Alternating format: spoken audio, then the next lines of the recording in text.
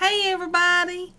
Long time no see. I think it's been 3 weeks since I made my last video, and so I thought I'd come on and talk to you for a little bit. Really, there's not a whole lot been going on. James and I had a good Christmas, and I told you the last video that I did that James had applied for a job on the evening shift, which is 3 to 11. That's the hours. And he did get that job. He started it last Monday. And Buddy has kicked our butts. I tell you what, he's been on the hoot out so long that we're used to staying up all night long. And so James is used to staying up all night long, and it's been hard for him to get into the routine of, sleeping at night and then getting up and going to work in the afternoon. But it's been good, and he doesn't have to work in the dark, and he's not working on top of a mountain like he was. He's working down the valley, and he loads trains and with a bulldozer or dozer or something. But he likes it better, and half the time he works in the daylight. And as the summer comes on and stuff, spring and stuff, the daylight hours will be longer, and so he likes that. But it's been hard on, really, I know it's been harder on James than it has me, but it's been hard on me too because, I'm a hoot owl. I'm a night person, and, but anyway, he's glad he got that job, and I am too, and, he wants to retire this year, and he's afraid he's not going to be able to. He heard, this is just rumors, that, because the mining industry is down so bad because of EPA standards and things like that. And, the president, when he ran for office, one of his promises was to bankrupt the coal industry, and truly he's done it. He has done it. James told me last night that his company is laying off 1,200 more men. And in West Virginia, really, a coal mining job is the best paying job you can get in West Virginia. It really is. Now, James doesn't make as much as some miners do, but he makes a decent living, and it's really, his daddy was a coal miner, mine was too, and our grandfathers, I know my grandfather was, and, just generations of coal miners, and it's, there's nothing else here, really. You know what I mean? But he heard that because of that, and, his pension would come from the union, he heard that the union, because there's no mining jobs to pay in to the union pension plan, and of course, as the miners get older, they retire and stuff, and they've got a lot of retirees, but he heard that they were going to take 40% of his pension. And, he's just afraid we won't be able to make it on, that and Social Security. And I told him, I said, honey, he wants to retire. He really does. He's tired of working, and the job he has, even though he's worked underground, he's worked on the surface, and now like I told you before, he works at a preparation plant. And they clean the coal, process the coal, blend it, and then load it onto trains to take it out of here. But the job he has right now, he works on a dozer, and he's worked on the dozer for years. I guess he's been a dozer person for almost 20 years, and it shakes him and bounces him, and it's not just a smooth job that he sits there and operates. It's really a rough. It just knocks him back and forth all night long. And it's hard on his body, and especially the older he gets. But let's just hope I told him, I said, honey, we just have to trust that we'll be able to make it. It's not just us. It's all retirees. I told James, I said, if they take 40% of your pension, they'd have to do it to the whole union. It seems like to me that would only be fair.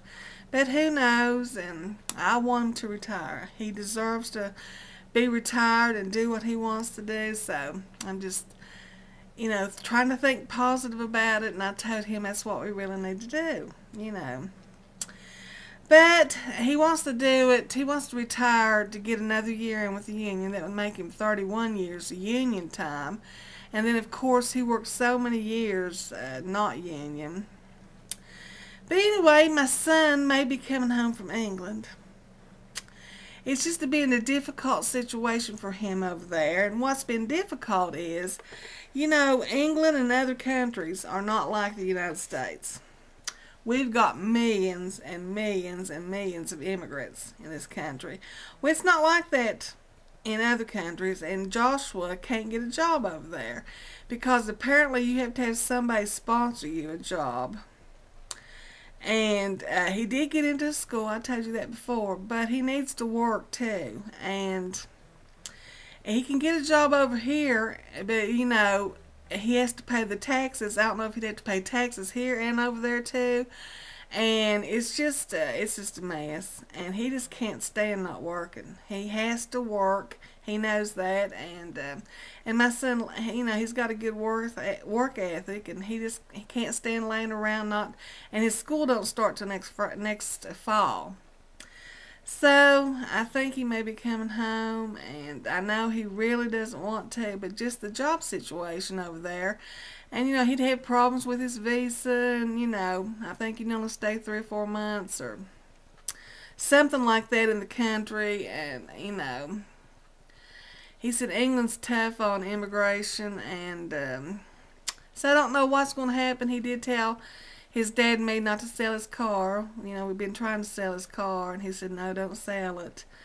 So James said he thought he'd be in a couple weeks, but I don't know what's going to happen. I guess he wants to come back home and work in D.C. I don't know, but I wish he could, I think he wants to stay over there with his girlfriend and work and things and go to school, but it's just not working out for him. So, but besides that, everything's been great. We had a great day today, the weather-wise, and, it's just crazy. It's not typical winter. We've not had a bad winter at all. It's been cold, really cold some days, but just like today, it was in the 50s. And then it's supposed to snow this weekend, so who knows? I don't know, but it's about the same old. James and I still don't have any little kitties. We will get some, though. James talks about it every day. James, he wants some cats. Now, he does. He talks about it more than I do. But he asked me last night, he said, honey, what are we going to do when I retire? I said, well, what do you want to do? And I told him, I said, you don't like to travel, which he doesn't, and I really don't either. We're just not adventurous like that. I said, we could finish this house. We've lived here over 20 years, and it's still not finished. He said, finish the house? I said, yes. Put down trim and do things, and really, I'd like to put hardwood floors down. I know it costs. He said, well, everything you want to do costs money. I said, well, do a room at a time. I said, we've got the rest of our lives to do stuff. I said, I'd like to paint the house again. And, there's a lot of things that I would like to do. But I don't know what James, I think he's just, he's worked all these years, and he doesn't know what he's going to do. And he's just going to have to get used to, he's going to have to figure it out. He said, I hope I don't drive you crazy. I said, well, I hope you don't either, but I hope I don't drive you crazy, because, we've been married to be 38 years this year, but when a person works, and especially how he's worked, on the evening, he's worked every shift there is. But you got to get used to living with each other again. If you're with somebody 24/7, he's going to have to find things to do, and me too,